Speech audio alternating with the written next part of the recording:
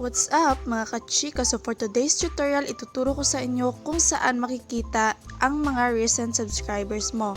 So without further ado, let's start! So pumunta muna tayo sa browser natin or sa Google Chrome. And search natin m.youtube.com.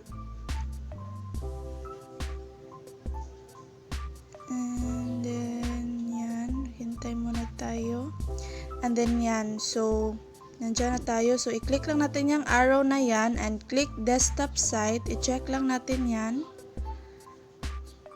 para maging desktop site siya. So ayan, so ganyan na, naka desktop site na ako. And then let's just wait.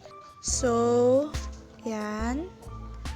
And then, pumunta lang tayo sa icon natin or yung parang profile natin. So, yan. And then, click Creator Studio.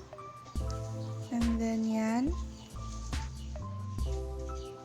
So, antay lang tayo. And then, skinip ko lang.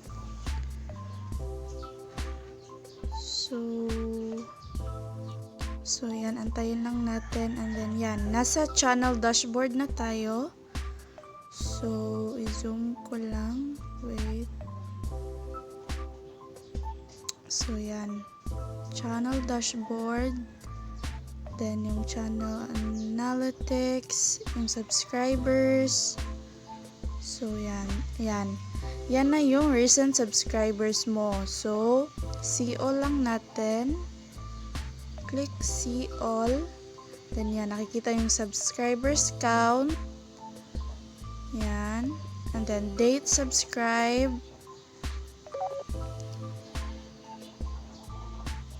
So yan, yung mga channel nang nag-subscribe sa'yo, name ng channel. So yan, makikita mo dyan.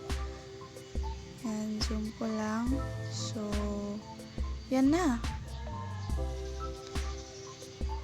Yan, matitrace mo dyan kung sino yung mga nag-subscribe sa'yo.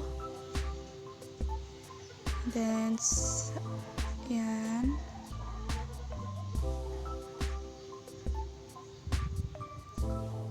So, pwede mo yung tignan. And then, yun lang. Sana na-enjoy nyo. And sana panoorin nyo yung iba kong mga tutorials. So, thank you guys for watching. See you to my next one.